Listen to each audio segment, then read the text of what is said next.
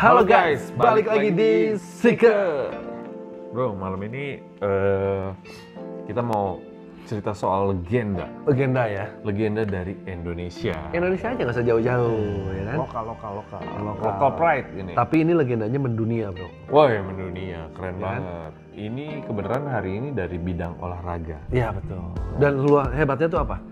Legendanya tuh sampai sekarang tuh rekornya tidak pernah terkalahkan. Yes. Dia tuh masuk Guinness Book of Record.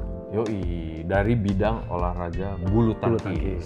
Dia adalah Rudy Rudy Hartono. Hartono, the legend. Jadi Rudy Hartono ini saking melegendanya karena dia memenangkan All England 8 kali menang All England, yang 7 kalinya berturut-turut, bro. 7 kali berturut-turut ya. Luar biasa loh dari tahun 60. Iya 7 kali coy. 7 kali berturut-turut loh.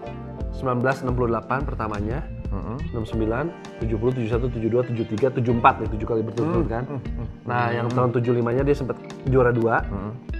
Tahun 76-nya dia ambil lagi, direbut lagi sama dia. Jadi 8 kali totalnya. Cuman sekali dia nggak ini ya. Miss dia sekali di situ tuh. Sisanya libas semua. Libas semua. Nah, saking kerennya prestasi ini, belum ada yang bisa mencahin sampai hari ini. Betul. Dan masuk Guinness Book of Record. Ya itu, luar biasa kan? Iya. Orang Indonesia yang masuk Guinness Book of Record ini. Jadi siapa sih Rudy Hartono ini? Nah, kita gali ya datanya ya. Sampai dan ada cerita yang menarik, bro, di salah satu pertandingannya. Wah, itu luar biasa. Ada ya? Nanti kita ceritain ya.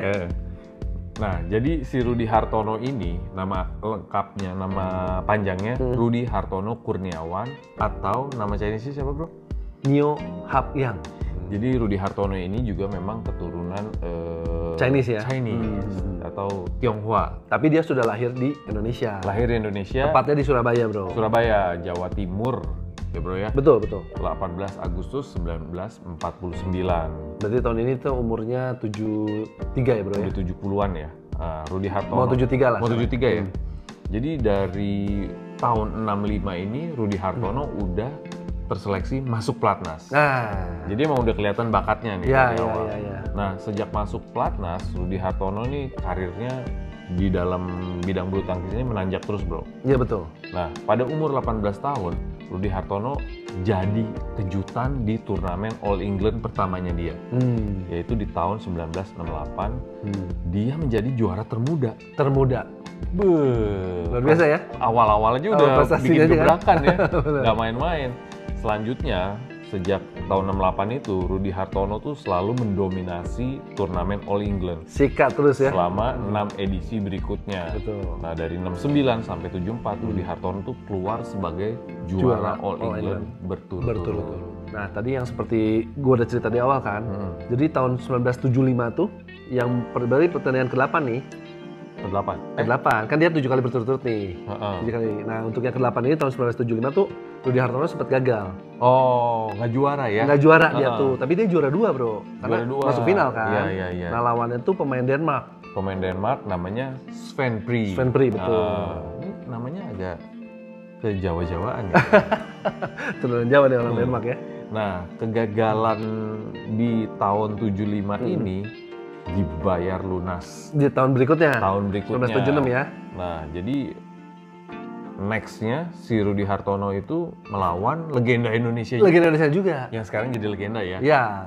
Pada waktu itu ada nih jagoan dari Indonesia juga namanya Lim Swee King. Oh, itu juga keren tuh. Wah, itu King of Smash. King of Smash, betul. Atau Rajanya Smash. Raja gitu kan? Smash. Kalau yang era sini kan ada Haryanto Arbi tuh, Raja Smash juga. Nah, ini yang legendanya, pendahulunya, seniornya gitu ya. Ini jagoan juga. Cuman sayang waktu di tahun 76 ini, ya Lim Swee King kalah nih sama Rudy Hartono. Makanya Rudy Hartono bisa mendapat juara ke-8-nya. Ya di situ sih memang ada sedikit cerita rumornya, gosipnya katanya Lim Swee King-nya mengalah dan lain-lain lah itu kan. Cuman itu gosip ya. Nah, jadi si Rudy Hartono ini nggak hanya juara di All England, tapi di kejuaraan-kejuaraan dunia lainnya juga dia juara. Olimpiade ya. Di tahun 80 itu dia menang kejuaraan dunia. Di final Rudy Hartono tuh kembali mengalahkan Lim Swee King lagi. Jadi ternyata memang Rudy Hartono ini mungkin memang lebih jago. Memang itu sih. Ternyata di kejuaraan selanjutnya dia menang juga jadi, gitu kan. Gosip itu tuh dipatahin sebetulnya, bro, gitu kan. Dengan kejuaraan ini nih. Terbukti gitu kan. Nah, selain All England dan kejuaraan dunia, Rudy Hartono juga berjaya di Olimpiade, bro. Di Munich tahun 1972 dengan meraih medali emas. Gila, keren banget. Keren ya. Selanjutnya, bro, Rudy Hartono itu nggak hanya sukses di nomor individu. Ya. Nah, bulu tangkis kan ada beregu. Kan? Beregu. Nah, waktu di turnamen Piala Thomas. Nah, Thomas Cup ya. Thomas Cup. Thomas Cup itu khusus cowok kan? Ya, Thomas Cup kan itu 5 pertandingan ya. Jadi 3 yang individunya, 2 yang beregu tuh. Nah, jadi di tahun 70, 73, 76 dan 79 dia membawa tim Indonesia itu meraih medali emas. Luar biasa ya. Di SEA Games, Asian Games. Asian Games ya. Jadi prestasinya nih banyak banget guys.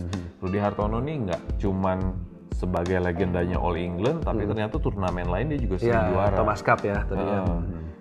Nah, sekarang Rudy Hartono memang udah gantung raket, bro. Pensiun. Usia juga udah 70-an. Sekarang dia sibuk sama kegiatan-kegiatan yang udah di luar bulu tangkis. Di luar bulu tangkis ya? Di luar bulu tangkis. Kan biasanya kan orang ngajar gitu ya. Ini mah enggak ya? Nah, beliau sekarang punya usaha sapi perah di Sukabumi, Jawa Barat. Memang nggak berhubungan sama bulu tangkis ya. Dan dia juga jadi agen resmi sejumlah peralatan olahraga yang brandnya udah cukup terkenal. Nah, bro, gue pernah denger nih satu cerita yang fenomenal nih. Sangat fenomenal. Fenomenal banget. Jadi waktu itu Rudy Hartono itu lawan juara Eropa. Juara Eropa. Namanya Sturjonsson, asal Swedia. Nah, ini waktu itu di turnamen All England juga. All England, bro. All England. Di tahun 70-an ya. Itu tuh gua mungkin gimana ceritanya? Nah, ini ceritanya sedikit gini ya. Jadi ini kelihatannya tuh di semifinal, bro. Ketemu sama si Sturjonsson ini. Belum final ya? Belum final. Tapi ini keren banget menurut gua. Iya, ini udah luar biasa banget. Waktu itu Rudy Hartono tuh di set pertama udah kalah, bro. Udah kalah. 15-4. Waktu itu tuh bulu tangkis tuh cuma 2 set ya? Oh iya, 2 set. Sampai 15 doang kan? Ya, maksudnya gini, 2 set itu kalau memang menang langsung udah. Tetap set ketiga tuh untuk penentuan. Iya. Cuman perbedaannya sama sekarang, zaman dulu tuh masih 15 poinnya. Jadi kalau misalnya gue menang tuh oper bola. Iya. Gitu kan. Kalau sekarang kan beda kan, sampai 21 kan. Pindah bola ya. Zaman dulu tuh ada pindah bola. Service over, betul. Nah, set pertama, Rudy Hartono ini dibantai, bro. 15-4. Oke, udah kalah nih set pertama nih. Berarti set kedua harus penentuan. Menang atau udah? Iya, dia harus menang. Harus menang nih Rudy Hartono. Nah, waktu set kedua, poinnya 14-0, bro. Posisi ketinggalan 14-0. Kosong Rudy Hartono. Padahal satu lagi udah kalah nih. Iya, ini udah tinggal game point nih. Game point. 1 poin lagi, kalah Rudy Hartono. Nah, di situ mungkin Rudy Hartono dalam hatinya tuh, ya mungkin sambil berdoa kali ya. Berdoa. Dia cuma minta 1 angka aja. 1 angka aja. 1 angka aja. 14-1. Akhirnya service over. Dia minta 14-1 dong kalau 1 angka doang. Betul. Akhirnya kan service over nih, bro. Bola di dia nih. Terjadi nih.